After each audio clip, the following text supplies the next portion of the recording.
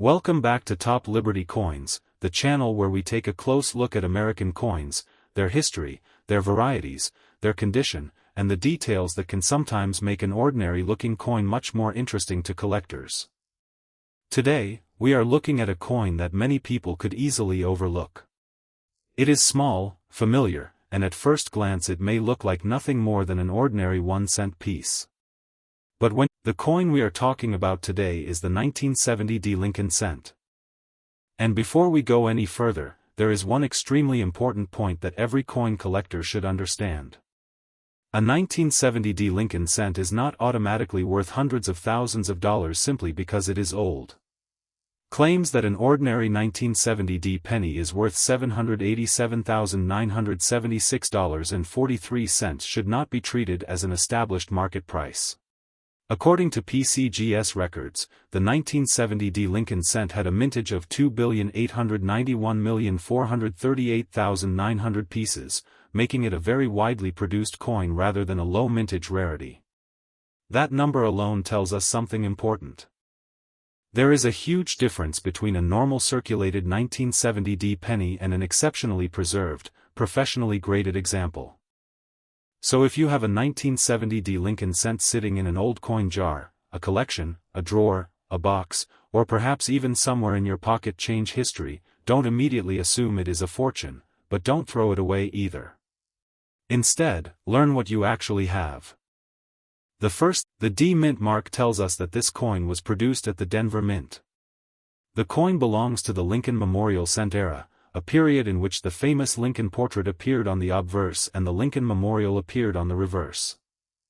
The obverse carries the portrait of Abraham Lincoln, along with the inscriptions Liberty and In God We Trust, and the date 1970.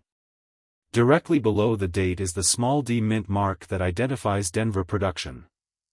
That tiny letter can be extremely important when identifying a Lincoln cent. When you look at the coin, do not rush. Take a good light and examine the date carefully. Make sure you really see 1970. The next question is condition. Condition can completely change the desirability of a coin. Imagine two 1970 pennies sitting side by side. Both are genuine. Both were struck in Denver. Both have the same date. Both have the same basic design.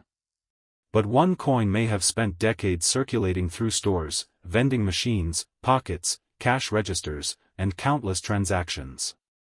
It may have scratches, dark spots, contact marks, worn lettering, and a dull surface. The other coin may have been protected almost immediately after leaving the mint. It may still show strong original detail, attractive red coloration, sharp lettering, clean fields, and very few contact marks. Those two coins may look like the same coin to an inexperienced observer. To a serious collector, this is why you should never judge the value of a 1970 Lincoln cent only by its age. Age is one factor, but age alone does not create rarity. A coin produced in large numbers can remain relatively common decades later, while a coin produced in a much smaller quantity can become much harder to find.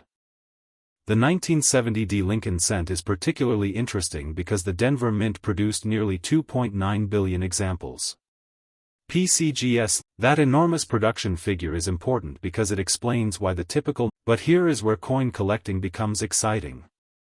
Even when millions or billions of coins were originally produced, very high-grade survivors can become much more difficult. Why?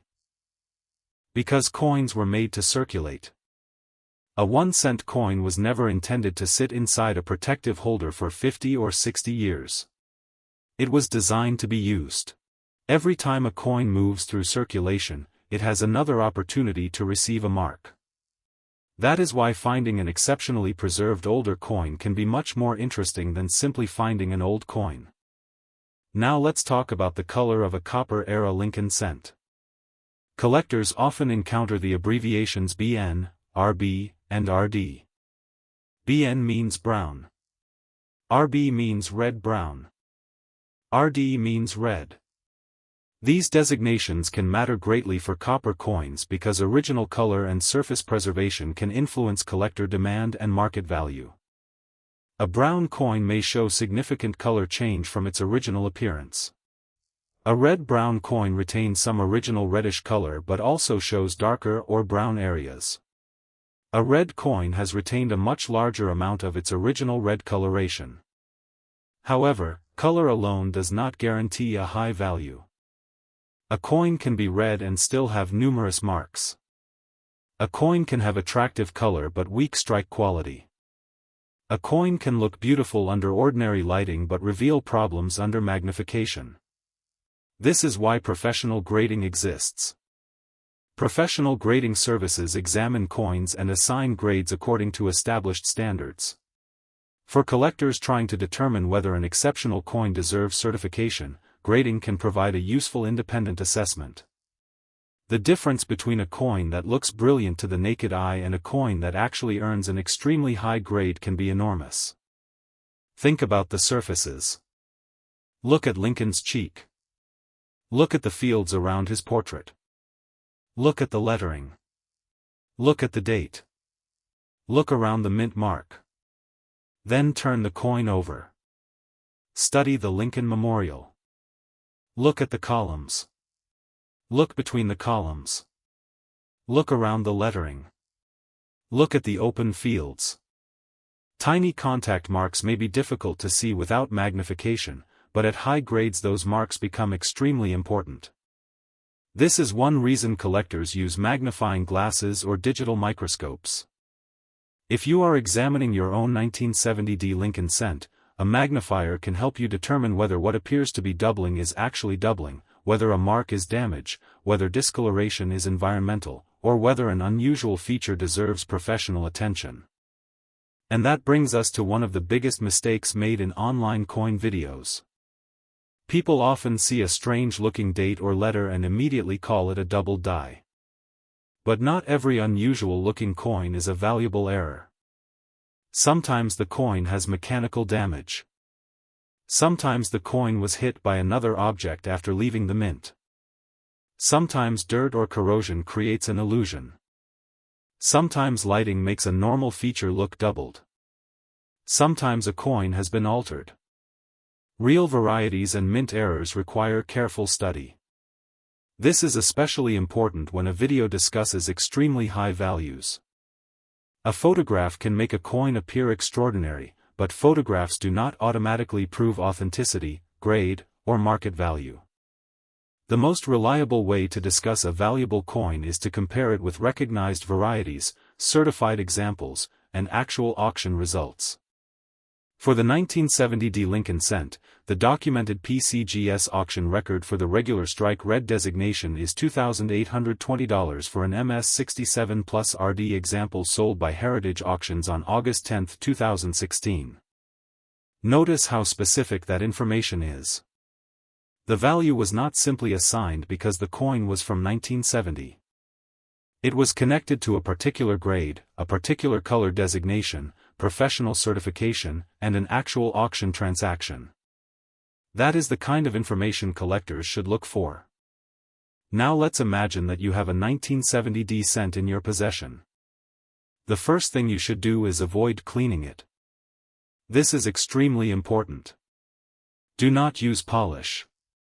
Do not use abrasive materials. Do not scrape the surface.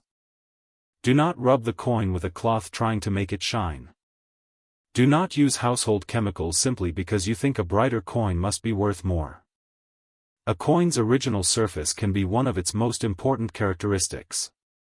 Cleaning can leave hairline scratches and unnatural surfaces that collectors immediately recognize.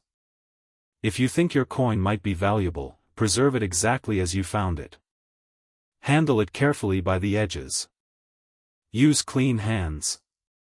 Place it in an appropriate holder. And if it appears genuinely exceptional, consider professional evaluation. Now let's go back to the history. The Lincoln cent has one of the most recognizable designs in American coinage. The Lincoln portrait was introduced in 1909, and the memorial reverse was introduced in 1959. By 1970, the Lincoln memorial design had already become a familiar part of everyday American life. The 1970 cent therefore belongs to a fascinating period of American coin history. It was produced during an era of enormous economic and social change. The United States was entering a new decade. People were using cash for everyday purchases. The penny was still a normal part of daily transactions.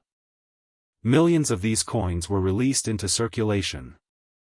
No one buying something for a few cents in 1970 would have known that collectors decades later would carefully examine the surviving coins. That is one of the great attractions of coin collecting. A coin is not just metal. It is an object that traveled through time. A 1970 penny could have been carried by someone in Denver. It could have traveled across another state. It could have been used to buy a newspaper, candy, a drink, or some other small purchase. It might have passed through dozens or hundreds of hands. And then one day, perhaps decades later, someone pulled it from circulation and placed it into a collection. That simple object becomes a historical witness. Now let's discuss rarity. Many people think rarity simply means low mintage. Mintage is important, but it is not the whole story. There are several different kinds of rarity. There can be absolute rarity, where very few examples were ever produced. There can be survival rarity, where many were produced but very few survived in excellent condition. There can be condition rarity, where coins exist in large numbers but very few achieve extremely high grades. There can also be variety rarity, where a specific die variety or mint error is much scarcer than the normal coin.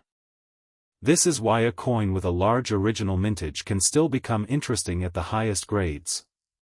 The 1970 cent is a perfect example of why collectors need to understand the difference. Nearly 2.9 billion were produced. That means the ordinary coin should not be marketed honestly as a coin worth hundreds of thousands of dollars. But an exceptionally preserved specimen can still command a substantial premium. That is exactly what the documented auction record demonstrates. Now let's talk about the famous number $787,976.43. If you have seen a video, social media post, website, or thumbnail claiming that a 1970 Lincoln penny is worth exactly $787,976.43, you should stop and ask a very simple question. Where is the documented sale? Who bought it? When was it sold? What was the grade? Which grading service certified it? What variety is it? What auction house handled the transaction? Without those answers, a giant number is simply a claim. A professional coin collector does not value a coin based on an exciting thumbnail. They look for evidence. An actual auction record is evidence. A recognized grading record is evidence. A documented variety is evidence. A verifiable provenance can be evidence. A random internet price is not necessarily evidence.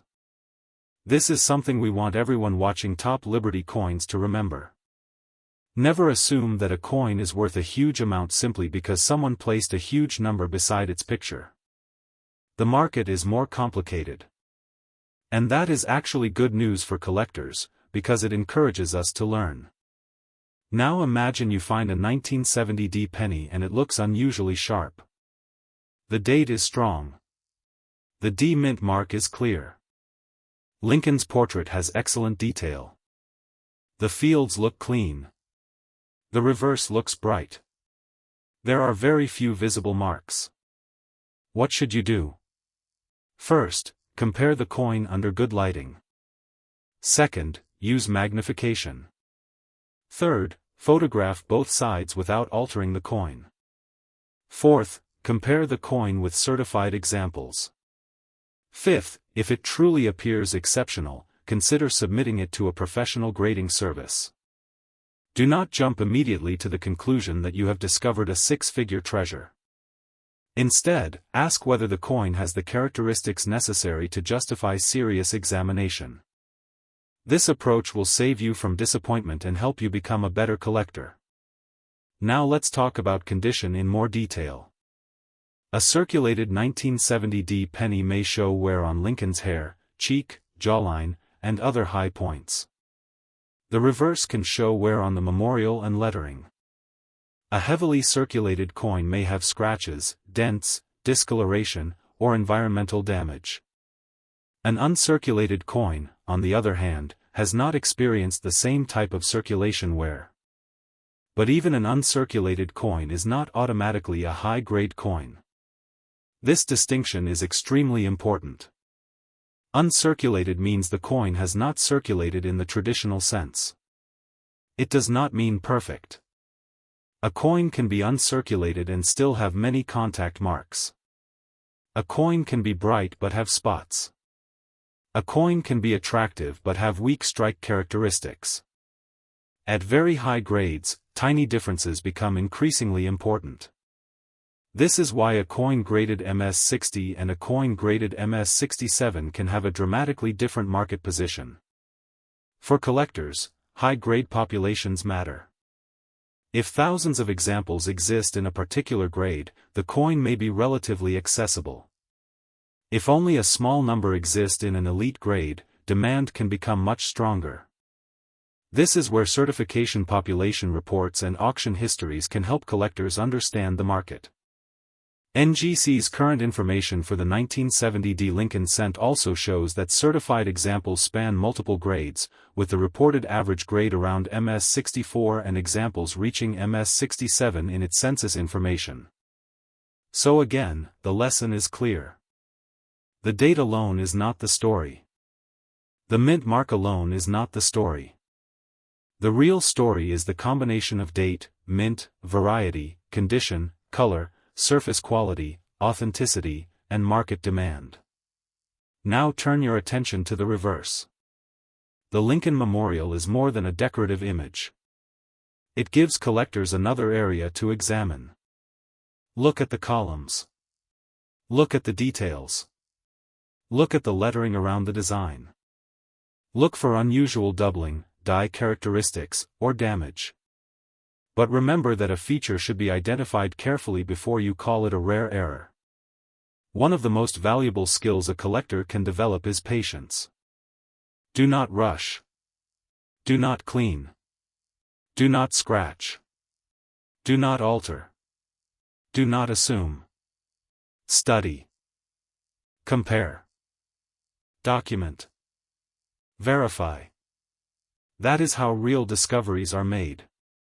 And sometimes the biggest surprise is not finding a coin worth hundreds of thousands of dollars.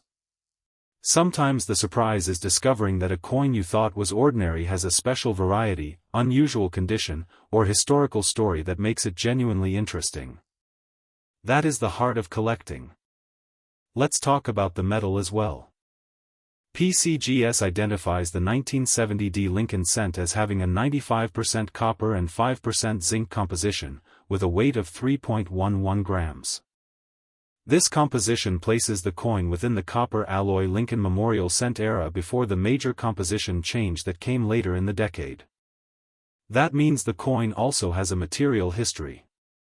But collectors should be careful about assuming that the copper content means the coin automatically has a high bullion value. The numismatic value of a collectible coin is not determined simply by melting value. For a collector, the coin's rarity, condition, variety, history, and demand can matter far more. Now think about the year 1970. The coin has already survived more than half a century. That alone is remarkable. Every year that passes creates another chapter in its story. Some coins were lost. Some were destroyed. Some were damaged. Some disappeared into collections. Some were saved by families. Some were placed into jars and forgotten. And some remained in exceptional condition. That is why old coins can be so exciting. You never know where a particular survivor has been. A 1970D penny found today may look ordinary, but its survival is part of the history of American commerce. Now, if you're watching this because you want to know whether your 1970D penny could make you rich, here's the honest answer. Most ordinary 1970D cents are not worth anything close to $787,976.43. The documented market evidence does not support presenting that figure as the normal value of this coin. But that does not mean you should ignore your coin. Instead, look for quality. Look for exceptional preservation. Look for recognized varieties. Look for unusual mint errors. Look for evidence that separates your coin from the millions of ordinary examples. And most importantly, verify before believing a price. A coin can have a catalog value that differs from a realized auction price. A dealer asking price is not the same thing as a completed sale. An online listing is not proof that someone actually paid the listed amount. A social media post is not an auction record. A thumbnail is not an appraisal.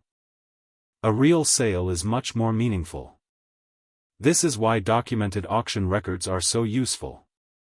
For the 1970D regular strike red Lincoln cent, PCGS records a $2,820 auction result for MS67 plus RD. That is a real example of how an ordinary denomination can become valuable when condition becomes exceptional. And this also gives us a bigger lesson.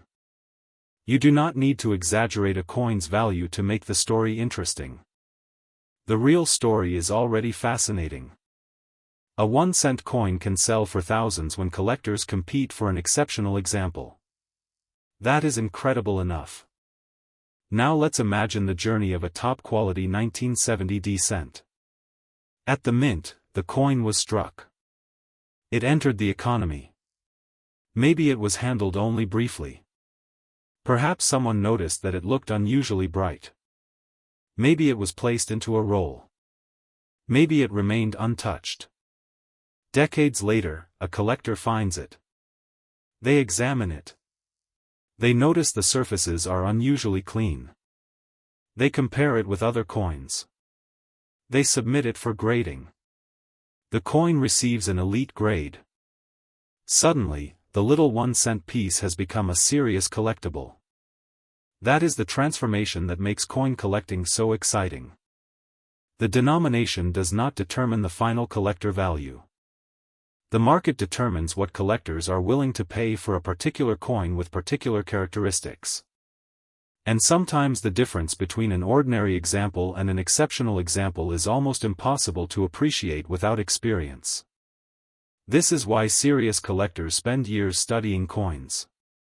They learn the difference between natural toning and artificial color. They learn the difference between a mint-made characteristic and post-mint damage. They learn how grading works.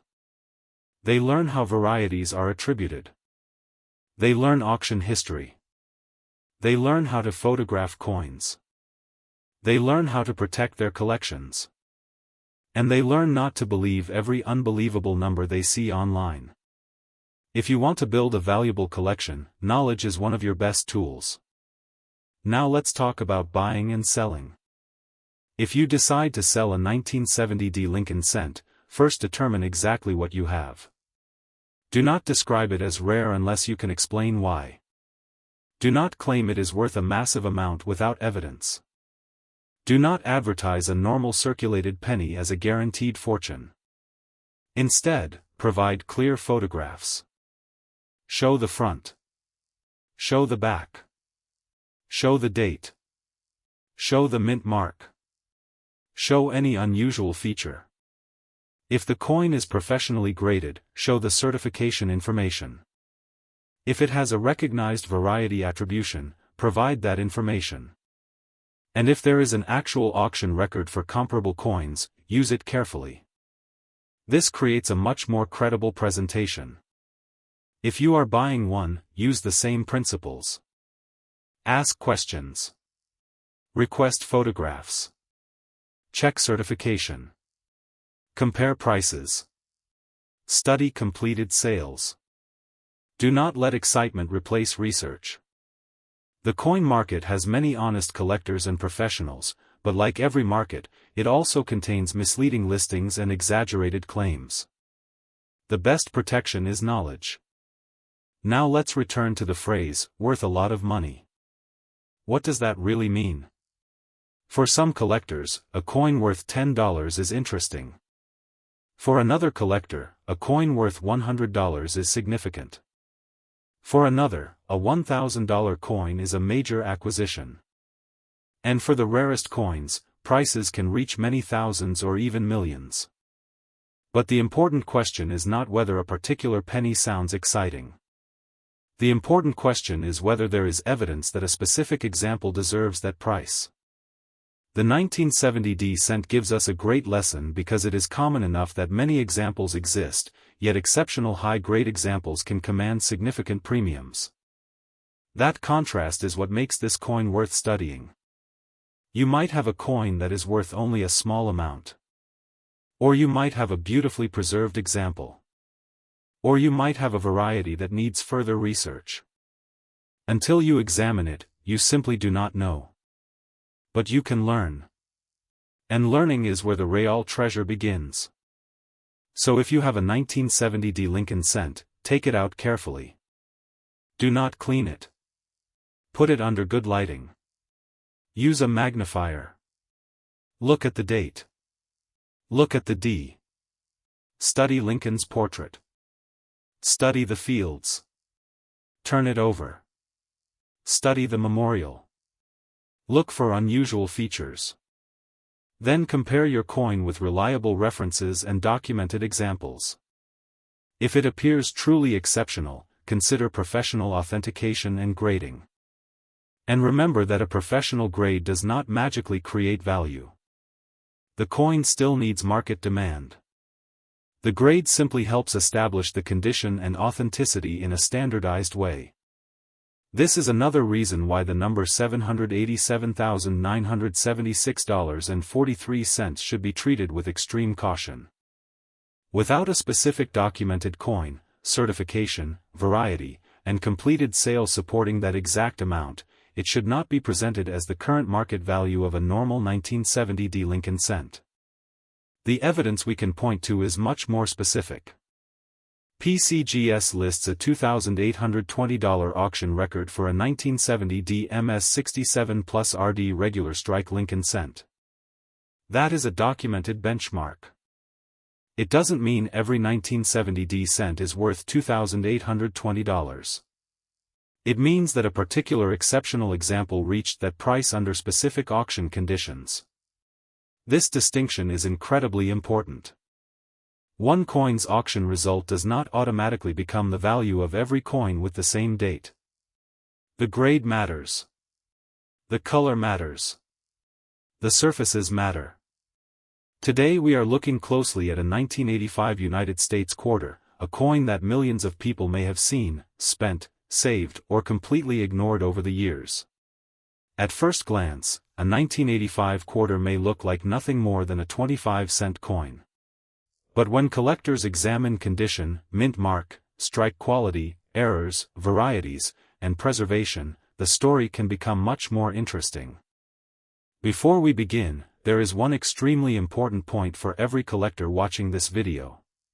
You may see sensational claims online suggesting that a normal 1985 quarter is automatically worth hundreds of thousands of dollars. A figure such as $787,976.42 should not be treated as the normal market value of a 1985 quarter. The actual value of a coin depends on its exact variety, condition, certification, rarity, and whether it has a documented market or auction record.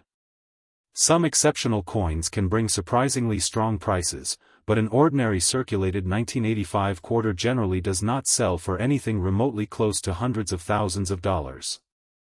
That does not mean you should ignore your 1985 quarter.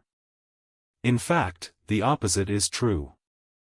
The reason collectors examine coins so carefully is that valuable pieces can sometimes hide among ordinary examples. A coin may have a scarce error, an unusual die variety, an exceptionally strong strike, extraordinary preservation, or a condition that is much better than the vast majority of surviving examples. That is where the real excitement begins. So if you have a 1985 quarter in an old collection, a coin jar, a drawer, a bank roll, an inherited collection, or even loose change, stay with us because we are going to explain exactly what makes this date interesting, what you should look for, how the mint mark can help identify the coin, how condition affects value, why some examples are worth only face value while others can bring significantly more, and why you should never assume a sensational internet price applies to every coin. The first thing to understand is what people mean when they call this a 1985 Liberty coin. The word Liberty appears prominently on the obverse of the 1985 Washington quarter. The coin carries the portrait of George Washington facing left, with Liberty above him, "In God We Trust" beside the portrait, and the date 1985 below. The reverse shows the eagle and the traditional inscriptions United States of America, E pluribus unum, and quarter dollar. This is important because the 1985 quarter is not a walking Liberty half-dollar, nor is it one of the later American Liberty commemorative issues. It is a Washington quarter with the word Liberty on its obverse. Understanding that distinction can prevent collectors from comparing completely different coins and arriving at unrealistic values. The United States Mint explains that Liberty has appeared on American coinage for a very long time, but the circulating quarter design in 1985 was the Washington quarter design. George Washington had appeared on the quarter since 1932, and the design remained in use during the 1980s. So what makes 1985 interesting? The answer is not simply the date. The answer is everything surrounding that date. Collectors look at the mint mark, condition, strike, surface quality, possible errors, die varieties, proof status, and overall eye appeal. A 1985 quarter that spent years circulating through thousands of transactions may show scratches, marks, dull surfaces, flattened details, and discoloration. Another 1985 quarter that was protected from circulation may retain much sharper details and original surfaces. That difference can have a dramatic effect on collector interest. Let's start with the most basic question. What exactly is a 1985 quarter? The standard 1985 Washington quarter is a copper nickel-clad coin with a face value of 25 cents. It is not a silver quarter. This is an important point because people sometimes assume every older United States quarter contains silver. That is not true. The regular 1985 quarter belongs to the copper nickel-clad era. The coin weighs approximately 5.67 grams and measures about 24.3 millimeters in diameter. The edge is reeded, and the mint mark can help identify where the coin was produced. A 1985 quarter can have a P mint mark, a D mint mark, or an S mint mark depending on the issue. The P indicates Philadelphia. The D indicates Denver. The S is associated with San Francisco proof production. And this is where your examination becomes much more interesting. Turn your coin over to the obverse and carefully inspect the area around the date. On the Washington quarter, the mint mark is located to the right of Washington's hair ribbon, above the date area. Use good lighting and magnification if necessary. If you find a P, you have a Philadelphia issue. If you find a D, you have a Denver issue. If you find an S, the coin may be a San Francisco proof issue. Do not immediately assume that one mint mark automatically means the coin is rare. Mint marks are identification clues, not automatic jackpot indicators. This is one of the biggest mistakes new collectors make. Someone finds a D on a quarter and immediately searches the internet for the highest price ever associated with that date. Then they see a huge number and assume their coin has the same value. Coin collecting does not work that way. The exact coin must be identified. The condition must be determined. The variety or error must be verified. And when a very high value is claimed, there should be reliable evidence supporting that valuation. For the 1985 quarter, ordinary circulated examples can remain close to face value. However, high-grade examples can become much more interesting to collectors. Published price guides and auction records show that some high-grade 1985 examples have brought premiums well above face value. For example, auction records listed by Coin World include certified 1985D examples selling for tens of dollars and more than $100 in particularly high grades. Those results demonstrate an important principle: condition can matter enormously.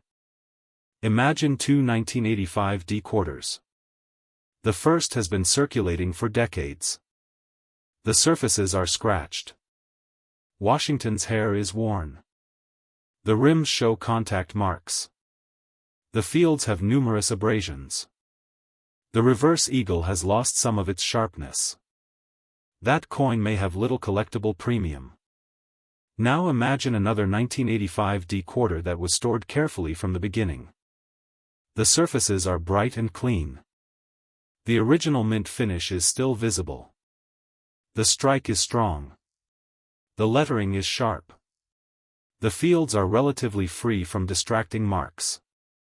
The coin has been professionally authenticated and graded at a very high level. That second coin can be dramatically more desirable. This is why collectors should never judge a coin only by its year. The year is the beginning of the investigation. It is not the conclusion. Now let's talk about condition. Coin collectors commonly describe condition using grading terms. A heavily worn coin can fall into lower circulated grades. A coin with progressively less wear may receive a higher circulated grade. Once a coin shows no evidence of circulation, collectors enter the world of mint state grades. But there is an important difference between saying a coin looks uncirculated and having a coin professionally graded. Professional grading services evaluate coins according to established standards and encapsulate qualifying coins in protective holders. Certification can provide additional confidence about the coin's grade and authenticity. This matters especially when a coin is being sold for substantial money. If somebody tells you that your 1985 quarter is worth hundreds of thousands of dollars, do not simply accept the claim because a social media video said so. Ask questions. What exact variety is it? What error does it have? What grade is it? Has a recognized grading service certified it? What documented auction results support the price? Is the claimed price an actual completed sale, or is it simply an asking price? Those questions can save you from enormous confusion. Now let's look at the 1985 Philadelphia issue. The 1985 P. Washington quarter was produced in very large numbers. The Newman Numismatic Portal records a mintage of 775,818,962 for the 1985 P quarter. That enormous production figure tells us something important. The ordinary 1985 P quarter is not rare simply because it is from 1985. However, a large mintage does not mean every surviving example is equally common in exceptional condition. Think about it this way. Millions of coins can be produced, but only a smaller portion may survive in extraordinary condition. Even fewer may survive with exceptionally clean surfaces, strong strikes, attractive luster, and other characteristics prized by advanced collectors. That is why population and grade can matter. A coin can be common in circulated grades while being considerably scarcer at the highest certified grades. This is one of the most fascinating parts of modern coin collecting. The same date can exist at several completely different levels of desirability. A pocket change example. A nice circulated example. An uncirculated example. A high-grade mint state example. An exceptional registry quality example. And a coin with a rare, authenticated error. These are not all the same market. Now consider the 1985 D. The D mint mark tells us the quarter came from Denver.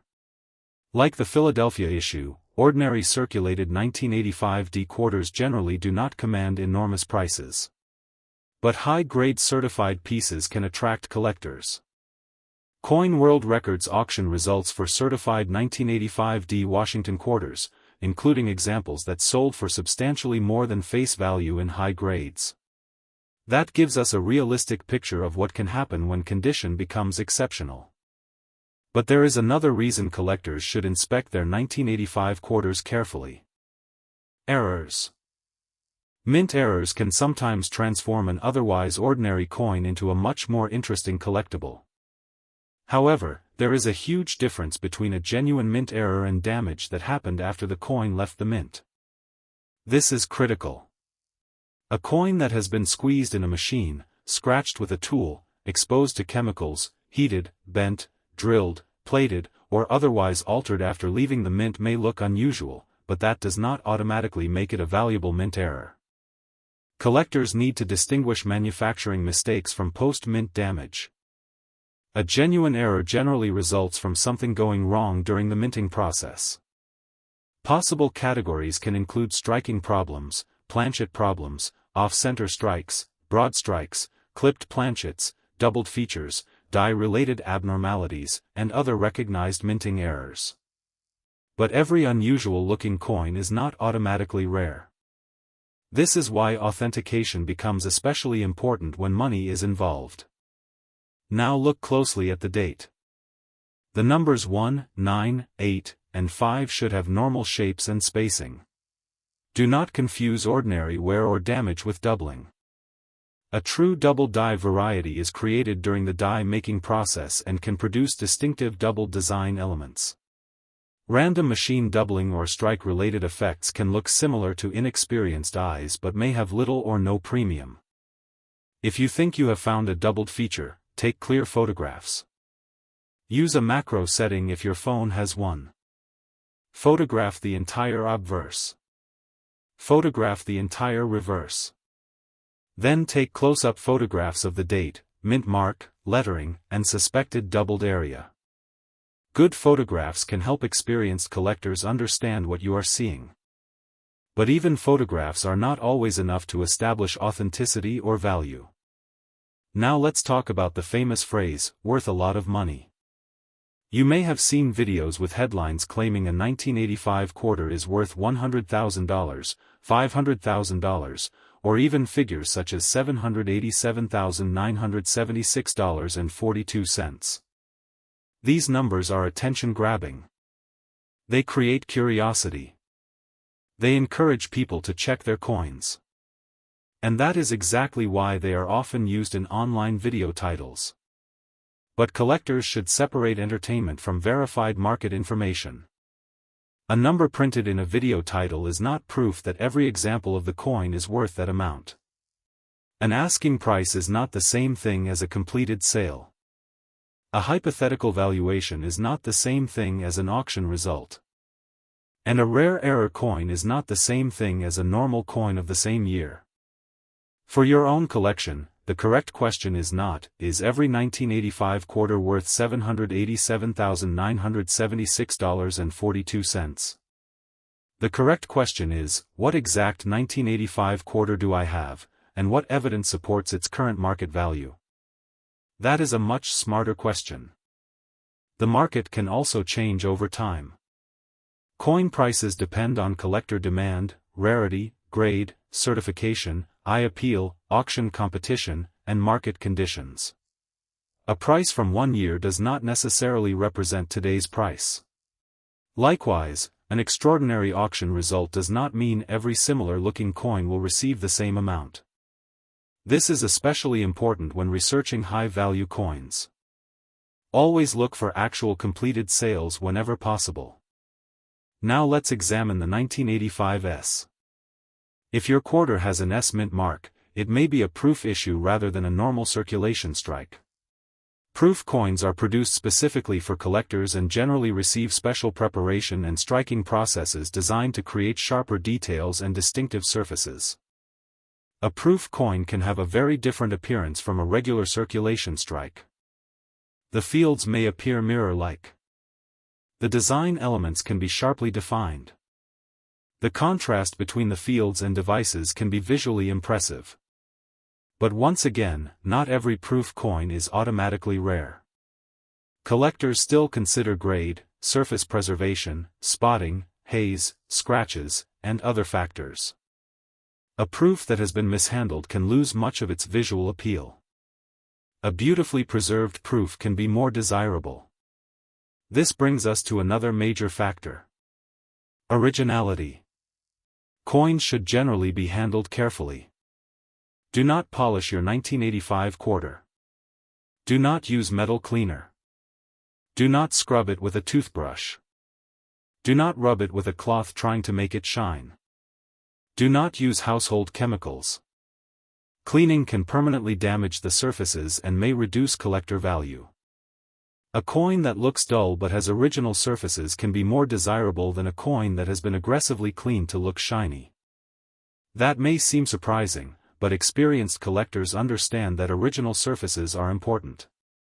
If you find a potentially valuable coin, hold it by the edges. Avoid touching the faces with your fingers. Finger oils can leave marks. Keep it in an appropriate holder.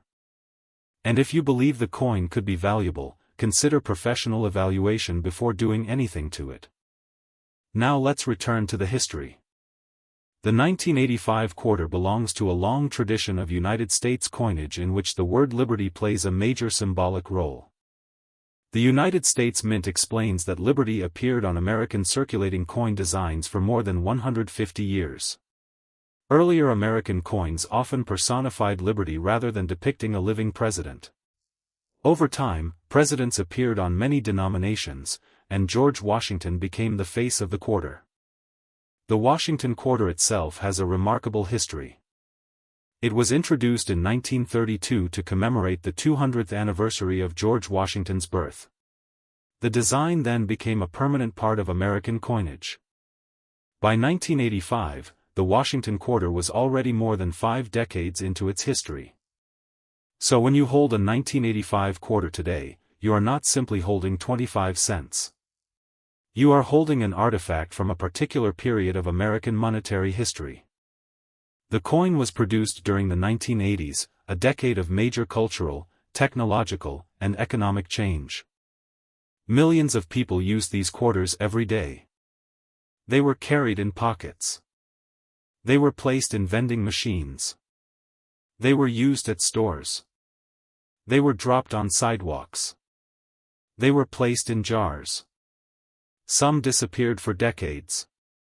Others entered collections almost immediately. That is part of what makes coin collecting so fascinating. Every coin has a journey. And sometimes the journey leaves clues. Imagine finding a 1985 quarter in an old family collection. Maybe it was placed in a small envelope decades ago. Maybe someone saved it because they liked the date. Maybe it came from a coin collection inherited from a relative. The coin may have remained untouched for years. If it is in unusually high condition, it becomes more interesting. Now imagine that same coin has a genuine mint error. Suddenly, you are looking at something completely different. The combination of date, mint mark, condition, and error could make the coin worthy of professional examination. This is why the best collectors do not rush. They investigate. They compare. They photograph. They research. They verify. And only then do they decide what a coin might be worth. Let's talk about the word rarity. Rarity is not simply old age. A coin does not automatically become rare because it is 40 years old. A 1985 coin is now more than 4 decades old, but age alone does not create rarity. A coin becomes collectible because of factors such as limited surviving population, exceptional grade, unusual variety, historical significance, demand, or a combination of these. There can be millions of coins from one year and still be only a small number surviving in top condition. There can also be a coin with a relatively low production number that is not especially valuable if demand is weak. The market is complicated. That is why responsible coin videos should avoid guaranteeing a specific value without examining the exact coin. Now, if you have a 1985 quarter, what should you do? First, identify the denomination. Make sure you actually have a quarter. Second, confirm the date. Look for 1985. Third, identify the mint mark. Look for P, D, or S in the appropriate location. Fourth, inspect the condition. Is the coin heavily circulated? Does it show light wear? Does it appear uncirculated? Are the surfaces bright and original? Are there scratches? Are there large contact marks? Does the coin have unusual toning? Fifth, inspect the strike. Are the letters sharp? Are Washington's hair details strong? Are the reverse details clear? Sixth, inspect for possible errors. Look carefully, but do not assume every irregularity is a mint error. Seventh, compare your coin with trusted references and documented auction results. And finally, if the coin appears genuinely unusual or potentially valuable, consider professional authentication. That process is far safer than believing a viral price claim. One of the most important lessons in coin collecting is that knowledge is more valuable than excitement. Excitement makes you look. Knowledge tells you what you are looking at. And verification tells you what you actually have. Now let's imagine three different 1985 quarters sitting on a table. The first is a worn 1985p quarter that has spent years in circulation. It is interesting historically, but there is nothing unusual about it. The second is a brilliant, sharply struck 1985D quarter in exceptionally high grade. That coin may have meaningful collector value beyond face value. The third is a 1985 quarter with a dramatic, genuine, professionally verified mint error. That coin could potentially be worth considerably more, depending on the specific error, condition, rarity, and market demand. All three are 1985 quarters. But they are not equal. That is the central lesson of today's video. Do not look only at the date. Look at the entire coin. Now think about the phrase, current market value. Current market value can mean different things. A dealer may offer one amount. A collector may be willing to pay another. An auction may produce a different result. A price guide may list another number. And a private seller may ask an unrealistic amount. That is why the strongest evidence is usually a combination of reputable price references, recent completed sales, professional grading information, and the exact characteristics of the coin. If someone tells you your ordinary 1985 quarter is worth nearly $800,000, ask them to prove it. Ask for the certification number. Ask for the exact variety. Ask for the auction house. Ask for the date of sale. Ask for the realized price. Ask whether it was actually sold or merely advertised. Those questions separate serious numismatic research from internet hype. And remember that a coin can be valuable without being worth hundreds of thousands of dollars. A coin worth $20 can be a fantastic collectible. A coin worth $100 can be an exciting discovery. A coin worth several $100s can be an important find for a casual collector. The joy of coin collecting does not come only from finding a fortune. It comes from discovering something unusual that most people would overlook.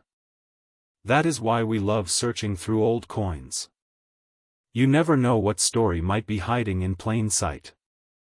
Now let's take a closer look at the physical design.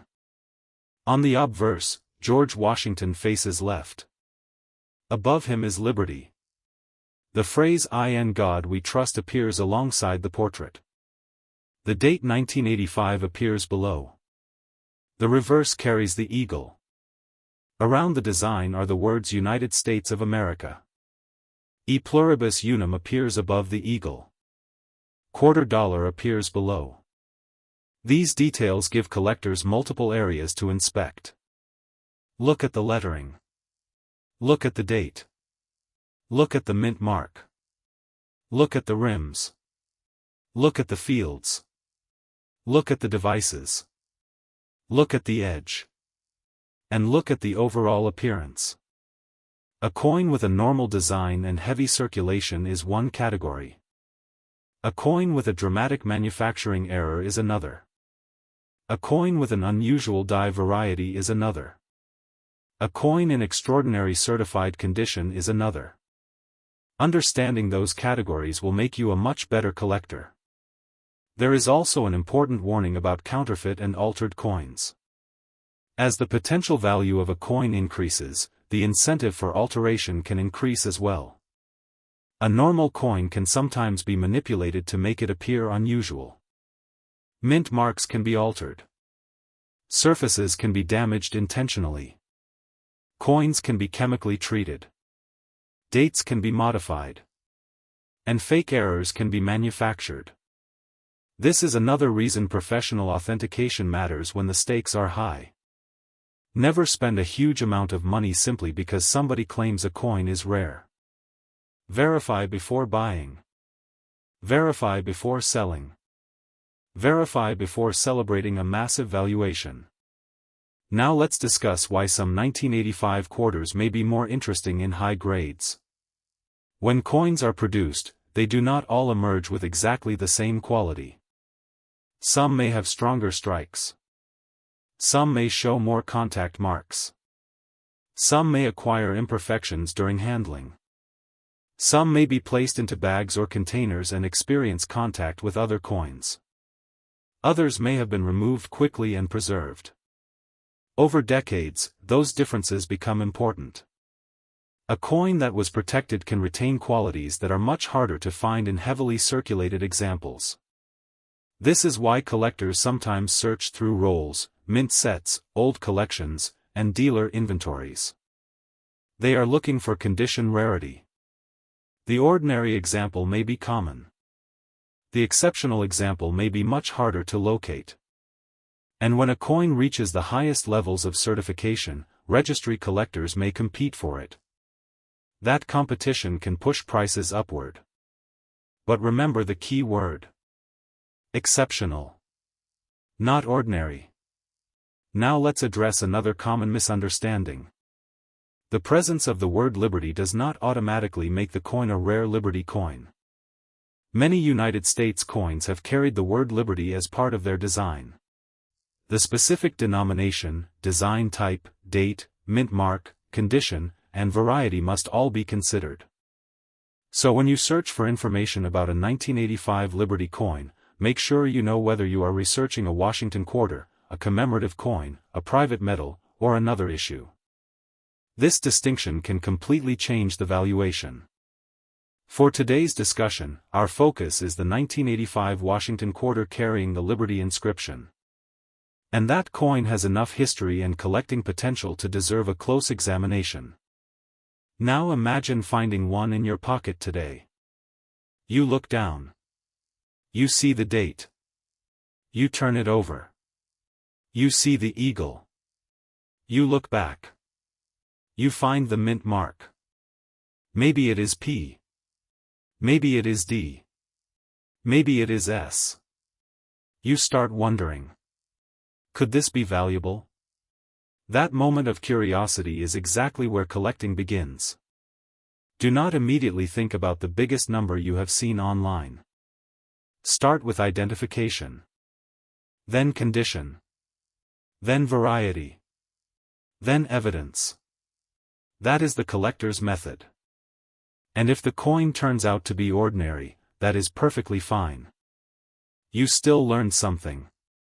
If it turns out to be an exceptional high-grade coin, you may have discovered something genuinely interesting. If it turns out to be a real mint error, you may have an even more exciting discovery. And if it is a rare variety with strong market demand, professional evaluation could become worthwhile. That is the real treasure hunt. Now let's talk about preservation. If you have a potentially valuable 1985 quarter, put it somewhere safe. Do not carry it loose in your pocket. Do not store it with keys.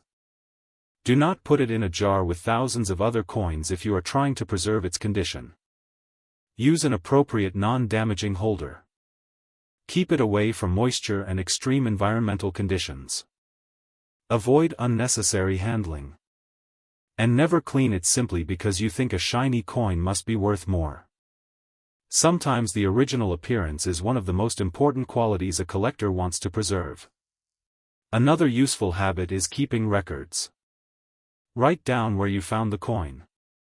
Record the date you found it. Take clear photographs. Record the mint mark. If you have it professionally graded, keep the certification information. If you purchase it, keep receipts and documentation. A well-documented collection is easier to understand and evaluate. Now let's return to the huge number that attracts attention. $787,976.42. That number is certainly dramatic. It is the kind of figure that can make someone stop scrolling. But a responsible collector should never present that number as the guaranteed current value of every 1985 quarter. There is no basis for telling viewers that every normal 1985 quarter is worth $787,976.42. Instead, use that number as a reminder to investigate extraordinary claims. If an online listing shows an enormous price, ask whether anyone actually paid it. If a video claims a coin is worth hundreds of thousands, ask what specific variety they are discussing. If an article gives an enormous valuation, look for the underlying sale record. This approach will protect you from misinformation. The real market is based on actual coins and actual transactions. And sometimes the real values are still exciting. For example, documented auction records show that certain high-grade 1985D and 1985P quarters can sell for amounts far above face value. Coin World lists certified high-grade auction examples, including a 1985D MS67 example that sold for more than $100 and a 1985P example in an even higher grade with a much stronger recorded result. That is a much more useful way to understand the market. It shows that condition matters. It shows that certification matters. It shows that not every example is equal. And it shows why collectors should examine their coins carefully. Now, if you are watching this video with a collection beside you, this is your moment to pause the video and take a closer look. Find your 1985 quarter. Check the date. Check the mint mark. Check both sides. Look at the rims. Look at the lettering. Look at the date. Look for unusual doubling. Look for striking abnormalities. Look for anything that appears genuinely different from a normal example. But do not damage the coin while examining it. Use a magnifying glass. Use natural light or a bright neutral light. Take photographs. Compare carefully. Today we are taking a very close look at a 1995D coin, and before we go any further, there is one extremely important point that every viewer should understand. The 1995D coin is not automatically worth hundreds of thousands of dollars simply because it has the date 1995 and the Denver Mint Mark D.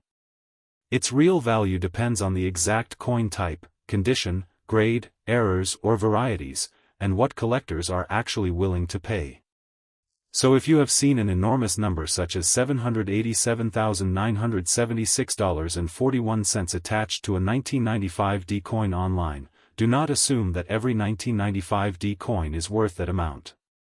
A responsible collector should always verify the denomination, mint mark, condition, certification, and documented sales before believing an extraordinary valuation.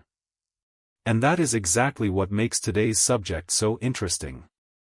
When you look at a coin that has been sitting in a collection, an old box, a jar, or even loose change for decades, it can be very easy to think that it is just another ordinary coin. But experienced collectors know that the first step is never to guess the value. The first step is identification. The date is 1995. The mint mark is D. But what denomination is it? That question matters enormously.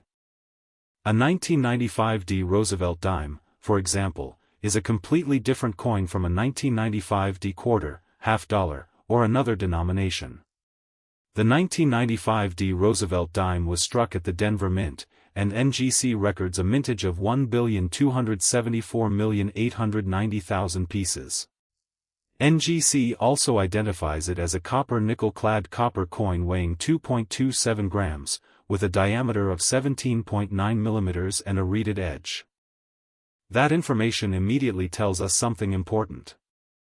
This is not a scarce coin merely because it carries the D mint mark. More than 1 billion 1995 D Roosevelt dimes were produced. So why would a collector still pay attention to one? Because mintage alone does not tell the entire story. Condition can dramatically change a coin's desirability. A heavily circulated example with scratches, worn details, discoloration, or damage may have little premium over its face value. But an unusually well-preserved example can become much more interesting to collectors. This is where grading becomes extremely important. Imagine two 1995 D dimes sitting side by side. The first one has been circulating for years. The surfaces are worn. The lettering is softened. The high points of the design show contact marks. The coin may have scratches and spots from handling. The second coin looks almost untouched. The original surfaces are bright. The design details remain sharp. There are very few marks, and the coin has strong eye appeal. Both coins have the same date. Both have the same mint mark. Both are technically the same basic issue. But they do not necessarily have the same collector value. This is one of the most important lessons for anyone searching through old coins. The date is only the beginning. Now let's talk about the history behind the design. The Roosevelt dime was introduced in 1946 in honor of President Franklin D. Roosevelt.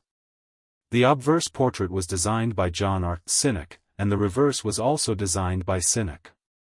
The denomination continued through the 1990s, including the 1995 D issue we are examining today.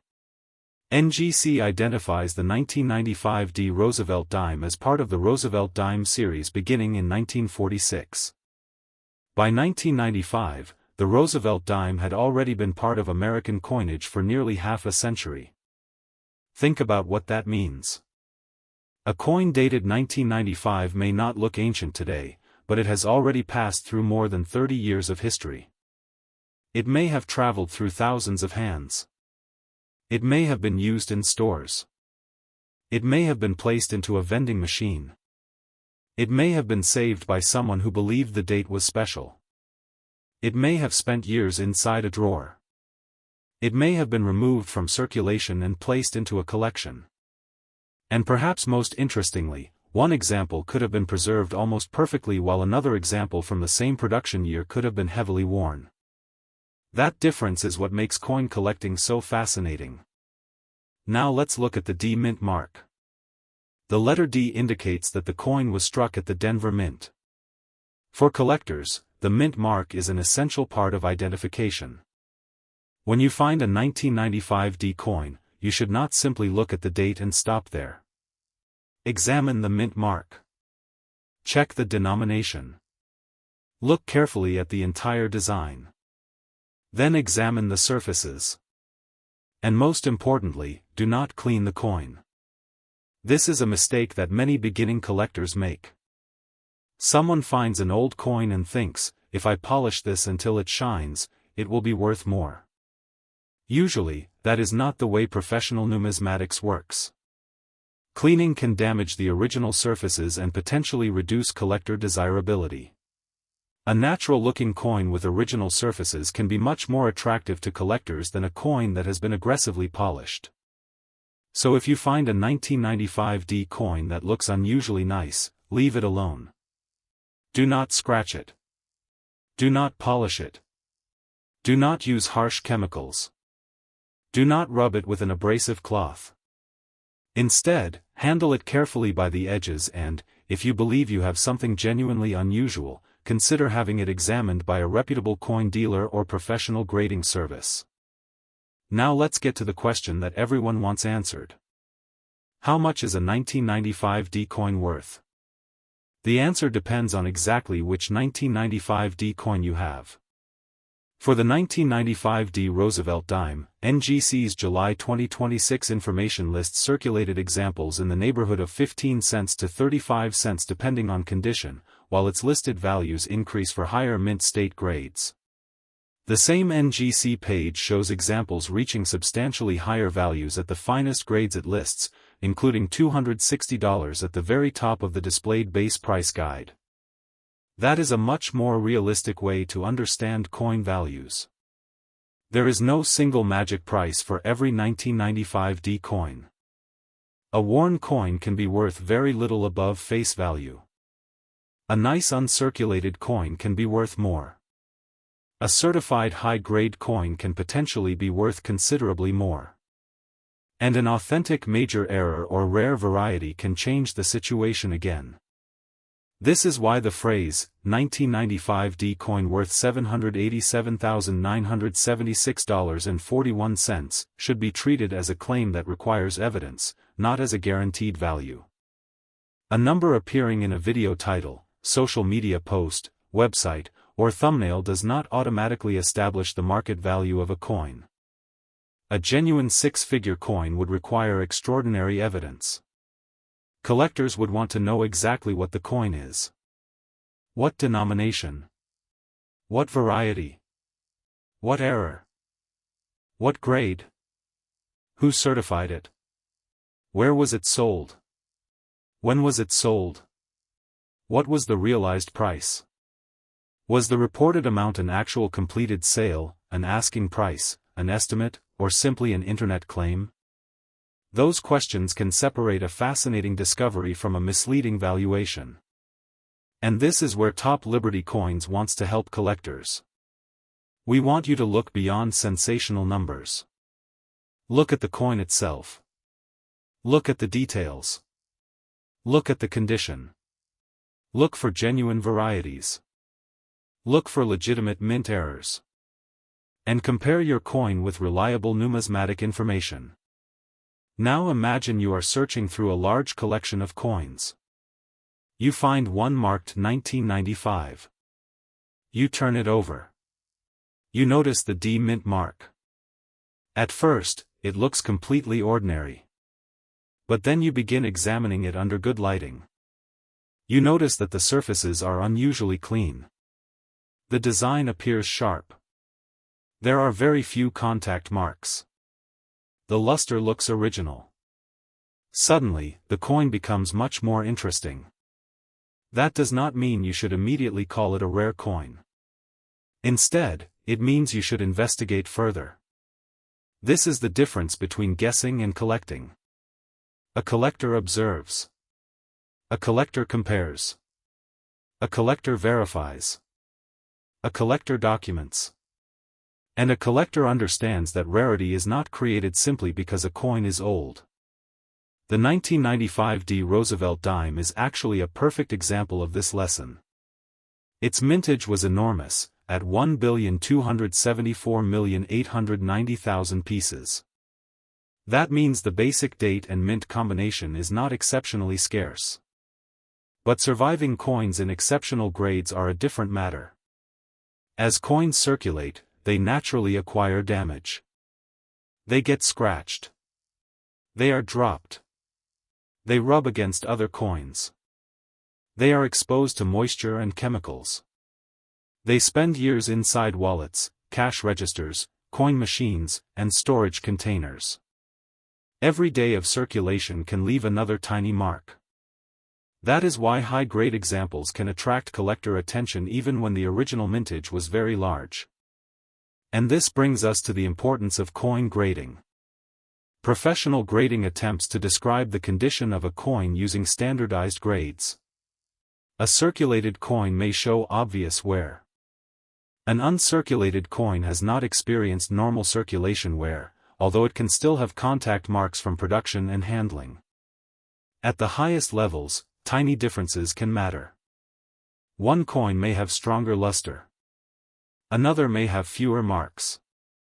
Another may have better strike quality. Another may have more attractive surfaces. And when the population of certified coins becomes small at the highest grades, competition among collectors can become stronger. That is one reason why a common coin in exceptional condition can sometimes be far more interesting than an ordinary example of the same date. Now let's talk about errors. This is another area where collectors need to be extremely careful. Not every strange-looking coin is a mint error. Sometimes a coin is damaged after leaving the mint.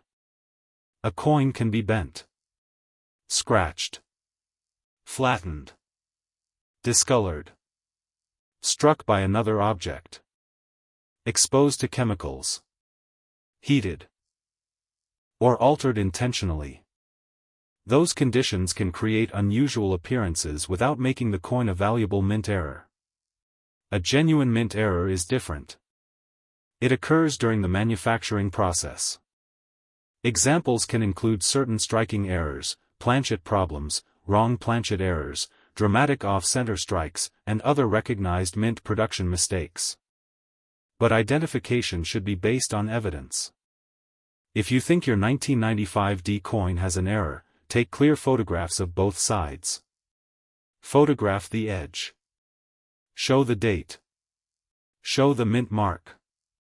Show the unusual area close up. Then compare it with reliable references or ask an experienced numismatist. Never assume that a damaged coin is automatically an error. Another important point is the denomination. If your coin is actually a 1995D Roosevelt dime, then the information we have discussed applies directly. But if your coin is another denomination carrying the 1995 date and D mint mark, the value could be completely different. That is why I want everyone watching Top Liberty Coins to make this a habit. Before searching for a price, identify the coin completely. Year, mint mark, denomination, composition, condition, variety, error status, certification. Then search for comparable examples. That process is far more reliable than typing a date into a search engine and believing the largest number that appears. Now let's return to that eye-catching figure of $787,976.41. It certainly sounds exciting. And if a genuinely authenticated coin had sold for an amount anywhere near that level, it would be an extraordinary numismatic event. But the existence of that number in a claim does not mean your ordinary 1995D coin is worth $787,976.41. For the 1995D Roosevelt dime specifically, the current NGC information provides a much more grounded picture, with ordinary circulated examples around face value and higher values reserved for better preserved grades. So if you have one in your collection, do not throw it away because it is not automatically worth a fortune. And do not spend thousands of dollars simply because someone told you it is a rare treasure. Instead, learn how to examine it. That knowledge is worth far more than a sensational headline. Look at the date. Look at the mint mark. D. Look at Roosevelt's portrait. Examine the lettering. Check the rim. Inspect the edge. Turn the coin over. Look at the torch, olive branch, and oak branch on the reverse. Examine the lettering and denomination. Look for unusual doubling, missing details, cracks, clips, off-center strikes, or other features that may deserve closer investigation.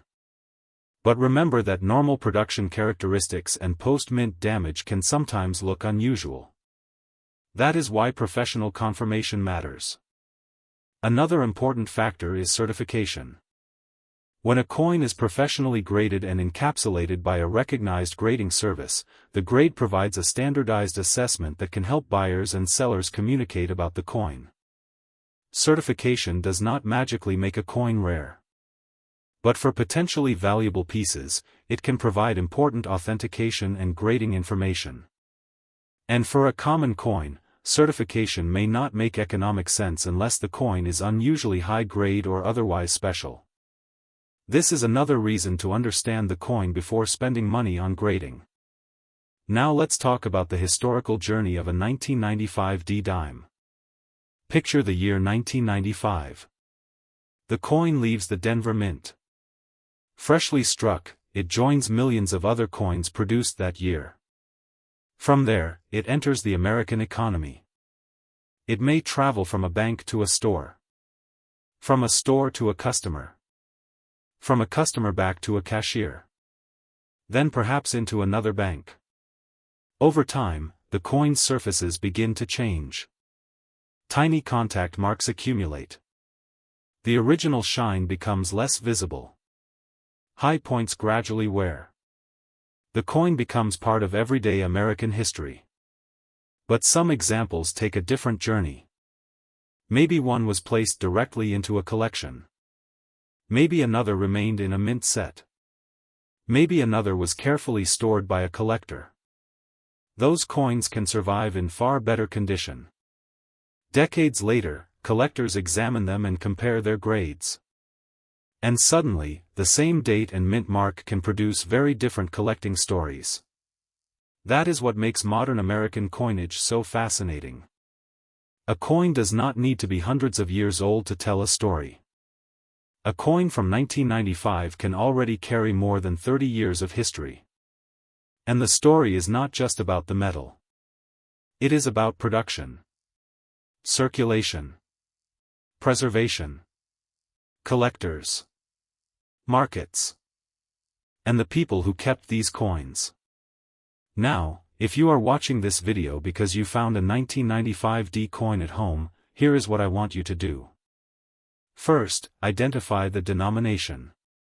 Second, confirm the D mint mark. Third, examine the condition. Fourth, look for genuine abnormalities. Fifth, avoid cleaning the coin. Sixth, compare it with reliable references. And seventh, if it appears unusually valuable, get a professional opinion before selling it. Do not rush.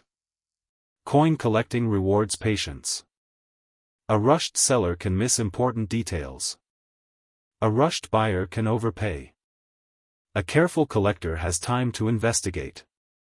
And that is the philosophy here at Top Liberty Coins. We are not interested in simply putting the biggest possible number in a thumbnail. We are interested in understanding why a coin may or may not be valuable. Because the truth is more interesting than a made-up price. The 1995 D Roosevelt dime proves that point perfectly. With a reported mintage of more than 1.27 billion pieces, the basic issue is not a rare coin simply because it is from 1995 and carries a D mint mark. Yet condition, exceptional grades, recognized varieties, and authentic mint errors can change the collecting story. That is where your attention should go. So the next time you see a 1995 D coin, don't immediately dismiss it. But don't immediately call it a fortune either. Look closer. Use a magnifying glass if necessary. Inspect the surfaces under good lighting. Compare the details. Check the edge. Study the mint mark. And if something looks genuinely unusual, document it. Take photographs. Record the weight if you have an accurate digital scale. Measure the diameter if appropriate. Compare the specifications. And seek expert confirmation. This method can save you from two major mistakes. The first mistake is throwing away a potentially interesting coin. The second mistake is believing an unrealistic valuation. Both happen every day in the world of online coin collecting. The best collectors learn to avoid both. And there is another lesson here. A coin's value is not always the same as its asking price. Someone can list a coin online for an enormous amount. That does not mean someone will actually pay it. A completed auction or documented transaction is much more meaningful when evaluating market activity. This distinction is especially important when you encounter claims involving hundreds of thousands or millions of dollars. Always ask for evidence. Where was it sold? When? By whom? What grade? What certification number? What variety? What was the final realized price? Those questions are more valuable than any sensational headline. And if you enjoy learning these details, make sure you stay connected with Top Liberty Coins. Because every coin has a story. Some stories involve rarity. Some involve condition. Some involve errors. Some involve history. And some involve nothing more than the fascinating journey of an ordinary coin that survived decades in someone's pocket. The 1995 D coin belongs to that larger story. It was produced during an important period in modern American coinage. It carries the Roosevelt design that had already become a familiar part of American currency. It carries the D mint mark associated with Denver. And millions upon millions of examples entered circulation. Yet today, collectors can still examine these coins for exceptional preservation and unusual characteristics. That is why you should never stop learning. You may not find a six-figure treasure in every jar. In fact, you probably won't. But you can develop the knowledge to recognize when something deserves a closer look. And that knowledge is the real treasure. So before you spend or sell your 1995 D coin, stop for a moment. Look at it carefully. Ask what denomination it is. Ask what condition it is in. Ask whether it has a legitimate variety or error. Ask whether the price you are seeing is supported by documented sales. And most importantly, don't let a giant number convince you without evidence. The reported figure of $787,976.41 may sound incredible, but it should never be presented as the guaranteed value of an ordinary 1995 D coin. For the 1995 D Roosevelt dime, reliable current reference information points to a much more modest value for circulated examples, with significantly higher prices associated with exceptional condition. That is the kind of distinction every serious collector should understand. The difference between face value and collector value can be dramatic. But the difference between a real collectible and an internet rumor can be even more dramatic. So keep your eyes open. Keep your coins organized. Never clean a potentially valuable coin. Learn your mint marks. Learn your denominations. Learn grading. Study genuine errors. And verify extraordinary claims. Because sometimes the coin that looks ordinary at first glance deserves another look. And sometimes the coin that appears to be a fortune is simply an ordinary coin surrounded by an exaggerated story. The key is knowing the difference. Here at Top Liberty Coins, that is what we are going to keep exploring. Old coins. Modern coins. Rare coins. Interesting varieties. Mint errors. High-grade examples. Historical stories.